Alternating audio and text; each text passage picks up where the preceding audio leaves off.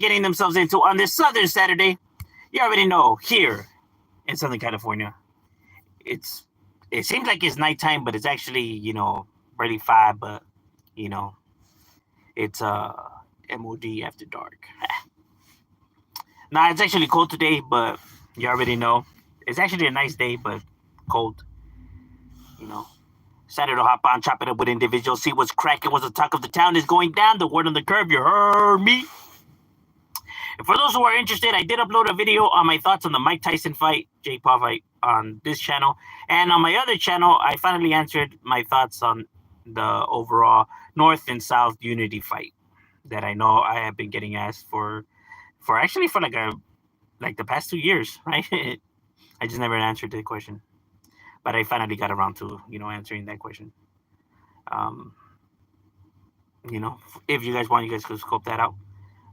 And remember, these are just my opinions and my thoughts, right? Because I already have had one individual who got upset and got in his feelings because of my thoughts over on the unity fight, right? He's like, oh, you're just clout chasing off of his name. And it's like, bro, if that was the case, I would have put him on the thumbnail and put him on the title and hashtag and all that. I didn't. Nobody trying to clout chase off of nothing. It's our honest opinions. It baffles me when people don't like somebody's opinions, and instead of just saying that, they go ahead and try to say that we're hating. What up, brochas? All day, my boy. Ya sabes, puro barrio brocheros. It's cracking, my boy. Miraste la pelea? Between el Mike Tyson and Jake Paul. ¿Cómo miraste a Jake Paul? Jake Paul, hey, he's pretty good, right? He's getting up there, right? His training, you can see it. The individual does, have some maneuvers, but he lacks discipline, bro. He lacks discipline, He doesn't take fights seriously.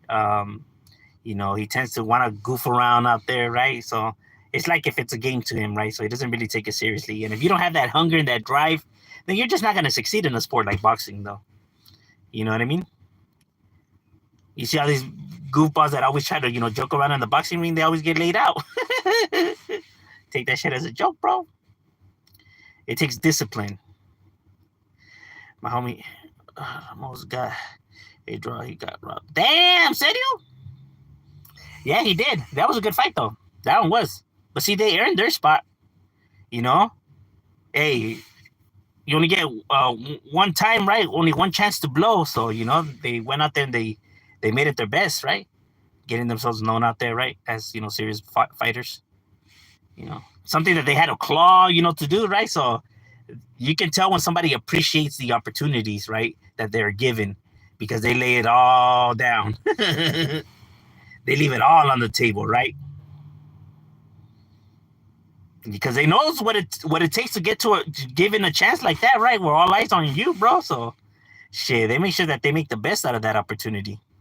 Not like these other vatos que, they're giving the golden ticket, like Bronny James. When you give them that silver spoon, bro, there's no motivation. Yeah, he's from Casa Grande. That's where I live. I support team. Órale, all right. Casa Grande, okay, all right. Órale, that's like the barrio right there. I know in Arizona, I know they got barrios out there too. I know that should be cracking, like my homie Gordo, out there, Milpas. So I know Arizona be getting on and cracking. I know she'd be getting thug out there too. What's cracking, legendary? What you getting yourself into, my boy? What up? All right. Shout out to Colorado. That's true. Just look at Chavez Jr. No motivation, but his pops is a G. Yeah, bro, because there's no hunger there. You see it a lot. Not only with but like, for example, Michael Jordan. Look at his sons. Michael Jordan has 2 sons. None of them made it to the NBA. There's no hunger. There's no drive. Michael Jordan, LeBron, Chavez, and all that, they came from the ghettos. They came from nothing, dirt poor. You know, they were fucking fighting for their lives, bro, to get an opportunity to get their family out of this fucked up situation. You know, that was their drive to get their family out of this fucking hellhole that they were in. You know, that's why they became greats. But these vatos, what did they have to ever struggle for? They had fucking butlers wiping their asses. Come on now. I mean, what struggle did they have? So they got no motivation. So there's no hunger. Sad, really. That's what happened. You know what I mean? It's not good to do that either. You got to have a balance. You know, because, yeah, Chavez Jr. was trash, bro. That fight with Canelo, you can tell Canelo went easy on that kid, bro. Canelo could have destroyed him in the first round. He took it easy on that guy. You know, he was probably like, fuck, people are going to be mad. They had to spend all this fatty on this cheap-ass fight. I'm going to at least try to make it, like, give them somewhat of their money's worth. As if it was obvious, right? For those who've been watching Canelo fight in all his fights, you can tell that, what the fuck is going on right here? This motherfucker's holding back. You ain't fooling us. Like, you're holding back, my boy. Why are you holding back for? You know, that shit made no sense. And then it was like, okay, he's not trying to humiliate this vato because probably respects for his dad. And, you know, he's probably don't want to make people mad. You know, they paid all that feria for for some shit like that, right? So he probably tried to give people their money's worth. But it was just obvious, though. I'm getting ready for work. Órale, on a Saturday? That's right, my boy. Está cabrón. All your homies are from brochas. They are brocheros. They got the whip. Oh, that's what we're talking about? Yeah, that's true. They got life handed to them. Why would they want to work for it? Yeah, facts, bro. Got robbed on the title. Taylor and the head. She always pulling the crime. Yeah, está cabrón. You know what I mean? You can tell también, you know, a lot of favoritism, especially when we're talking about big piles of money. You know, there's a whole lot of shiesty shit that happens, you know? That is like, bro, you gotta be fucking kidding me right now, right? Like, bro, were we watching the same fight? Like, this shit is crazy. Hey, pero así es el juego, ¿no? Con dinero. Está cabrón. So Big S said, what's cracking like my boy? What up, Shadow? I have a serious question. Not trying to diss. Nah, it's sweet, man. Is there an age when the gang members grow up and stop talking about gangs? Is there an age? I don't think so. You know, here's one of the things that actually I have, you know, seen, you know, with my own eye. See, the thing about the gangster life that people don't understand is that it deals with real emotions. Like, people really feel these things about their barrios, right? Like, when they say that it's love, it's real love. It's not like they're faking to love the gang because they're just trying to, you know, stay face to everybody. The feelings that they feel is real feelings. You get what I mean? So what they feel is real shit. So when people are crossing their neighborhoods out, they're really getting mad. They're not pretending to get mad.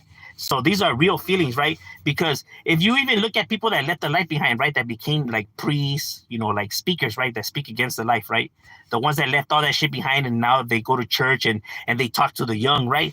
You can see it when they start talking about their old school days. Like, oh, I remember me in the barrio and the homies. They get a big ass smile on their face, you know, for something that's so negative and has, you know, ruined their lives and everything. They show real joy out there when they start reminiscing about the time of the life. You know, you see them laugh and smiles. Those are real emotions because those are the feelings that they were feeling at the time. That's real shit. Even though, like I said, they left the life behind. And even the ones that are in witness protection, you can see actually the excitement, the happiness, and the joy in their voice when they're talking about, you know, their stories from back in the days. It's not full of like sorrow or anger or you know, shame. You know, you got to pay attention to the emotions that people when they're speaking, and you can see, you know, that people really cared about this kind of shit. Even though, like I said, you get nothing out of it. It's like, damn, that's so wild. Something that destroys your life, but yet people, you know, have such fond joy memories about that shit. And it's like, how the fuck is that even possible?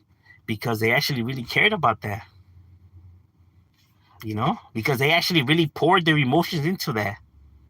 Because where else were they going to pour their emotions into? You feel me? And, you know, it's kind of hard just to get like people, you know, It's kind of like there's some people out there who there's certain things, you know, a stuffed animal, a fucking picture, or but it means something to them, right? And they protect that object, or they're like, nah, that's mine. Hey, don't throw that away, or they'll get mad if somebody takes it or moves it. Like to us, it's like, what the fuck's a big deal? It's just a stuffed animal, or it's just a T-shirt or whatever the fuck. But to them, it means something, right? It symbolizes something. They have some emotional attachment to that we just can't comprehend, right? Like to us, it's no like, what the fuck's the big deal? But to them, it's something, right? And it's that attachment that humans have, right? That creates these emotions, right? And that's why individuals, you know, behave in the behavior that they display. You know what I'm saying? And nonetheless, individuals are still going to speak about, you know, their experiences because they, to them, their life still matter. You know what I mean? It's irrelevant to other people. Other people might see it as like, you know, like who cares, right? But everybody has a story, right? And everybody wants to tell the story, and you're always going to find ears that are willing to listen to the story. That's human interaction, you know. That, you know, humans crave interaction. For those who say that they don't, they're fucking lying, bro. Humans need that communication, bonding, and all that. You see it when the individuals don't have that. You see that they become suicidal or dark, aggressive, negative, right? But it nothing but bad traits come after if somebody is isolated, right? Nothing good comes out of isolation.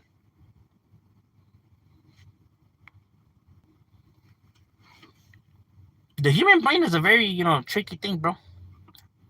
That's why it fascinates me, right? Like how the human brain works and human behavior in general.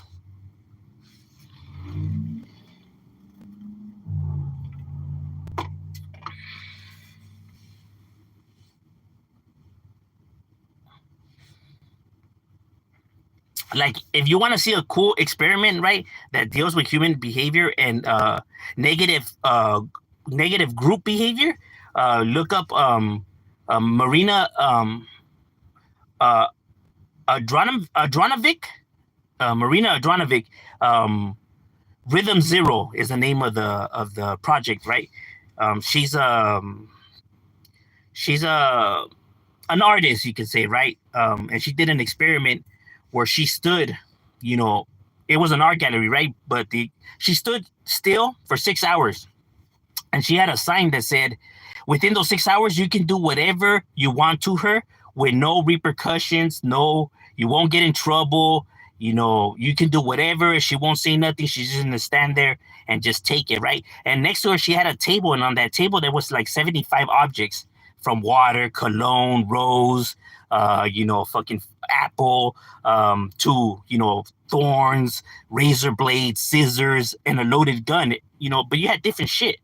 And in the beginning of the experiment, it started off nice, right? People were hugging her, giving her water, giving her a flower.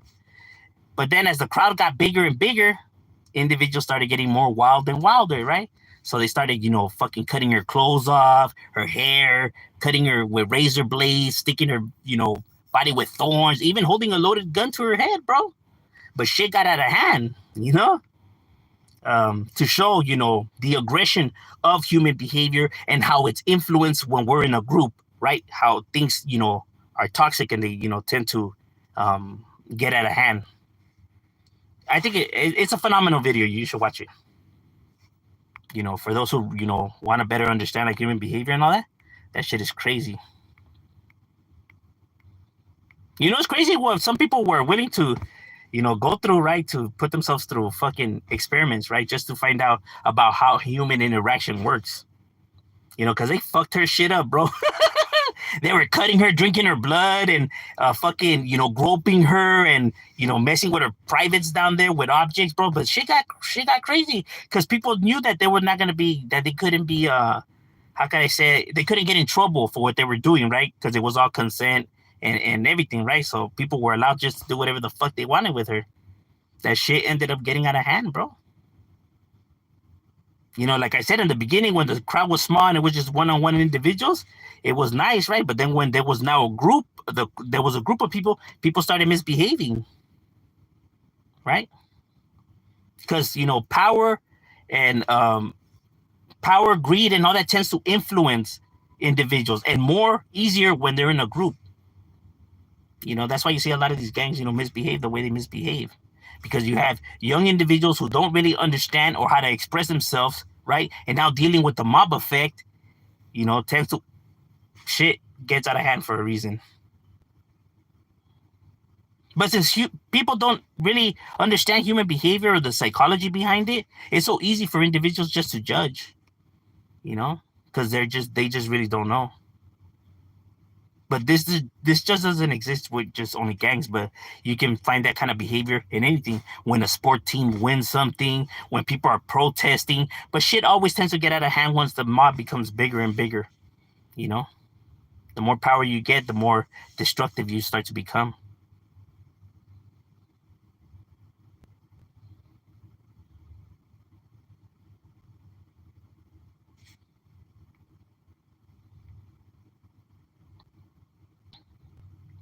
Um, we like Trump here.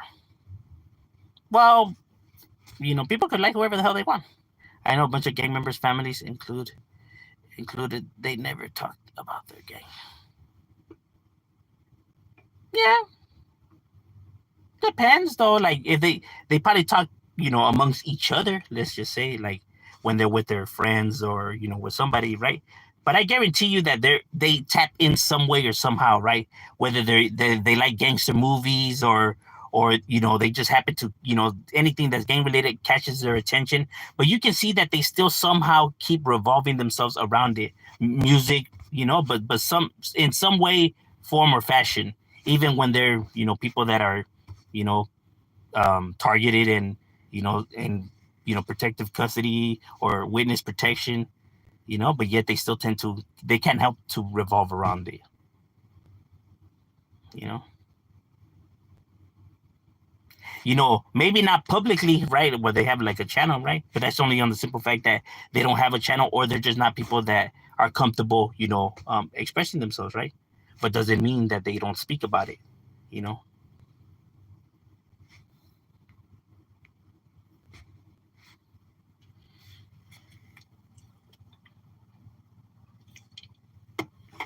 Here's a trippy, like, out of my perspective.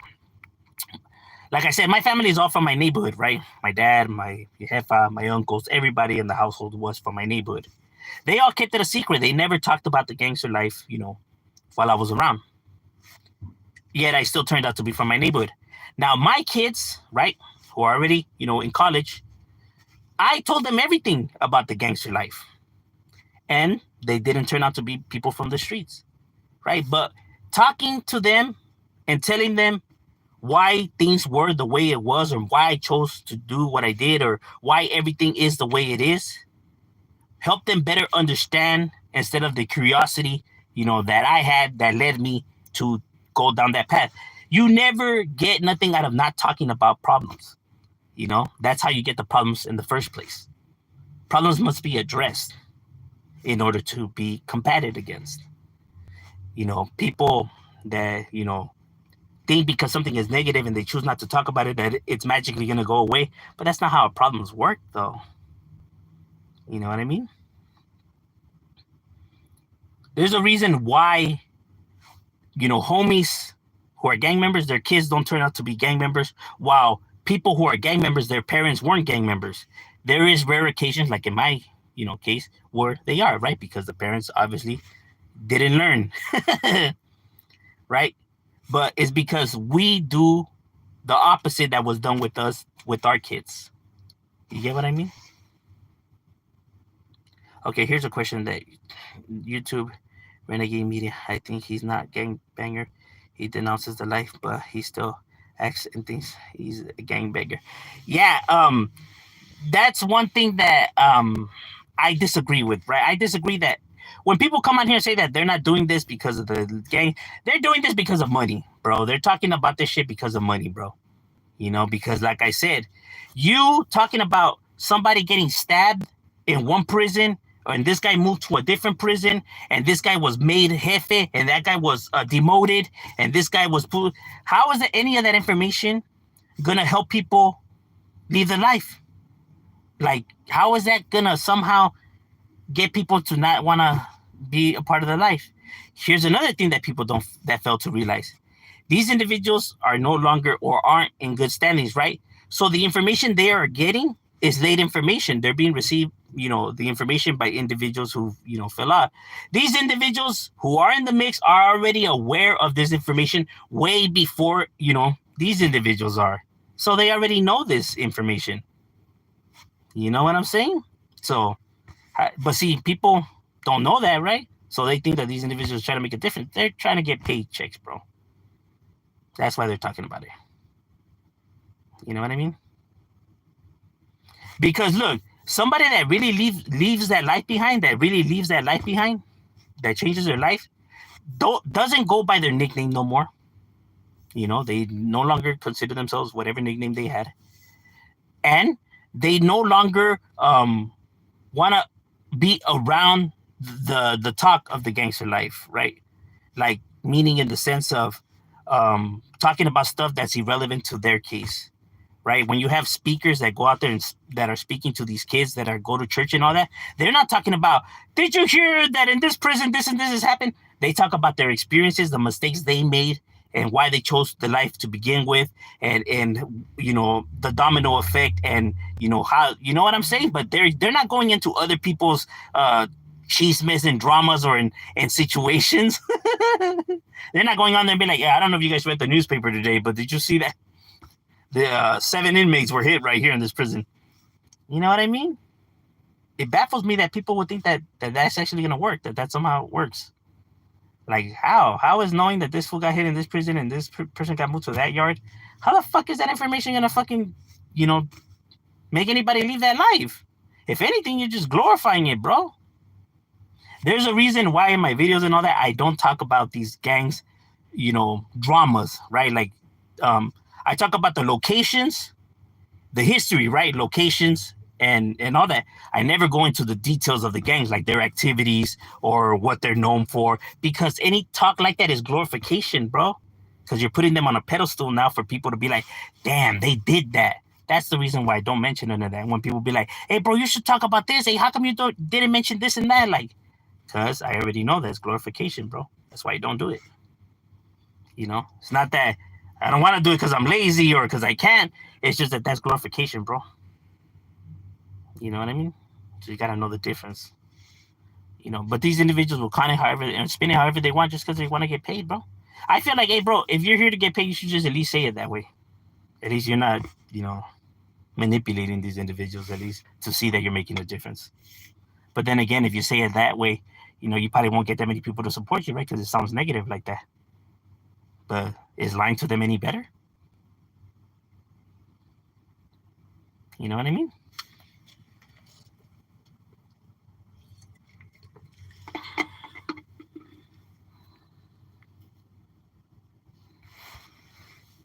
Nothing against, him and his channel. I don't come on here to try to downgrade him or downplay him and stuff like that. Like I said, he is his freedom of speech to say whatever he wants on his channel, and he has every right to, right? But that's not to say that he's right about what he's saying, though. He can say it, doesn't mean he's right, though. You know what I mean?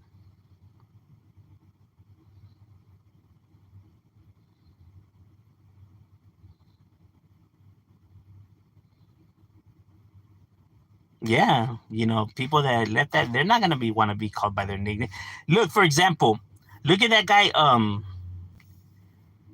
Sir Dino, Pastor David Rocha. Perfect example right there. He doesn't want to be called Sir Dino. He makes sure he corrects people when, oh, aren't you Sir Dino? No, that's who I'm Pastor David Rocha. He doesn't like to be referred to as Sir Dino because that's not who he is. You know what I mean? Even when he went on Road on Radio, he made sure to correct people. No, I don't even want to be associated with that name or heard that name, right? I'm Pastor David Rocha. Because that's how it is, bro. That's how it is. They don't still go by their nicknames and be like, "Oh, bro, I'm trying to do me. I left all that life behind, bro. I'm now trying to take care of my kids and do me." Yeah, they're over here posting with guns and hey, run up, homie, I'll catch that fade. Or man, if these fools tell me, I'll slap the shit out of him, homie. Like now, well, we can still get gangster and with the war. And they call me so and so still. Like, yeah, and you left that life behind and you changed and you grew up and you actually trying to take care of your kids. Your actions say otherwise, my boy. For someone that actually is trying to be there for his kids and all this and that, bro, why are you still hunting for people and showing videos and shorts of supposedly looking for people and still trying to get active then, Mr. I'm there for my kids? It seems that only when shit gets real and now the problems are actually there that people want to now choose to backpedal and be like, oh, bro, I'm just trying to do this for my kids, man. They just hating on me. All of a sudden, bro, that backpedaling shit don't work, bro. That's all manipulation. I could see right through all that bullshit. Those fools are cons, straight up. You know what I mean? They want to play the victim when it's at the convenience, bro. And then gangster when it benefits them. That shit is stupid. That shit's actually irritating me. Just talking about it. It does bother me when people fake it like that though, right? I just can't help for it to bother me. They're like, damn, bro, you're so full of shit, it's not even funny right now. You know what I'm saying? Not Renegade, but I mean like some of these individuals. It's just like, bro, just be straight up, bro. Just be upfront, Mr. Gangsters. Talking about you keep it 100, then keep it 100. Well, stop lying to all these people, bro. Shit's crazy. Those are veterans. Don't even go brag about going to jail. Here's one thing. On everything I love, bro, none of my homies, me, or when I'm chilling with my homies, and not just my homies, but like homies from other barrios that I have, right? My camaradas. Bro, none of them vatos are talking about, hey, homie, hey, I was on a level 4 yard. Hey, I did this pegada. Hey, I was over here in fucking San Quentin. Hey, I was over here in Folsom. Hey, you know what? Never once have I ever heard discussions like that, bro, when I'm chilling with the homies, bro. I have never once heard this kind of talk, bro. It wasn't until YouTube and the internet that I hear all this talk. But, bro, when I'm hanging around with homies, nobody's talking about that shit, bro. The real homies that actually did real time, they're in the back, sitting down in a chair, quiet as a mouse, bro. They're just watching, bro. They hardly even say a word. You know what I mean? I put that shit on everything I love, bro. That's how you know when individuals really been to places, the ones that really done stuff. They don't gotta say that they did things. They don't got to prove nothing to nobody. They know what they've done, and with that, they're able to just chill. They don't got nothing to prove no more. It's only the individuals that feel like people could still question their credibility, that feel like they have something to prove. Because if they don't act this way, people could, still question their credibility. That's why they have to always be so, homie, I was slapping this vato, I was this and that. Hey, bro, why do you feel the need to act like that? Do you feel people could still question what you have done? If you have done anything? If you actually gangster? Right? Is that what you're worried about? Because if you really done all this and that, then you don't really got to be throwing it out there. But you feel like people can still question you, and that's the reason you're acting like this. Because real motherfuckers don't act like this. And that's on everything I love, bro. No homies ever talk like none of these vatos that are on here, bro. I swear to God. That's how I know that all this shit is fucking just, it's all goofy, bro. And I'm just speaking facts, bro. Like I said, bro, this life is all I known ever in my whole entire life, bro. And never, ever have I heard individuals behave or act like these people on here. Homies ain't bragging and talking about what yard or what level they in. Homie, imagine that, bro. Like, hey, homie, what level are you? Nobody gives a fuck what level individuals are. Like, if that's supposed to impress somebody or make a difference out here. Like, if vatos, when they're gangbanging, they ask people, hey, for what level were you on? Hey, don't die. You can't mess with that vato. He was on a level 4, so we got to move on to somebody else. Bro, they ain't asking what levels or what prison. They don't give a fuck, bro. If you're the target, they're smoking you plain, point blank simple. And you can tell them you on a level 4, they're not going to care. They're not asking you what level you were at. They say, where you from? And if you say the wrong thing, that's it. It's time to go. And can no level help you? Because that's how it really is out there. So these people are throwing all that shit around like it's supposed to mean something to these individuals. Not gonna mean damn shit to these fools. They don't give a fuck what you have done. Not about what you did then. It's about what you're doing now. It's a cold game. It's gotcha. It's like, damn, that's fucked up. Like, hey, what? Bro, this is the way the game is. No one said that this game is fucking lovely and everything like that. That's why better stay in school. That way you don't have to deal with the bullshit. Because this is all it is, full of chaos and bullshit. And yes, I am getting triggered. It's rare when I get triggered, but stuff like this does trigger me. You know, I'm not afraid to admit it. You know, I hate when people lie, bro. Neta, I really do hate liars. Like, I'm not even lying, bro. Like, I fucking hate people that lie. Because there's no need for it. Like, just tell it how it is, bro. Like, why are you fucking lying for? I can't stand liars, bro. That's one thing for sure. I can't stand people that lie. Like, when I know somebody's lying, it gets on my nerves. Especially when they're saying that they're keeping it real. Like, bro, you fucking full of shit right now. Like, bro, you're like, it's a good thing we don't meet in person because I will strangle you. I wouldn't even be able to control myself even with the most, you know. All right, ladies and gentlemen, my lunch is over. You know, it was good chopping it up with you guys, even though I got worked up. Catch you guys on the next one.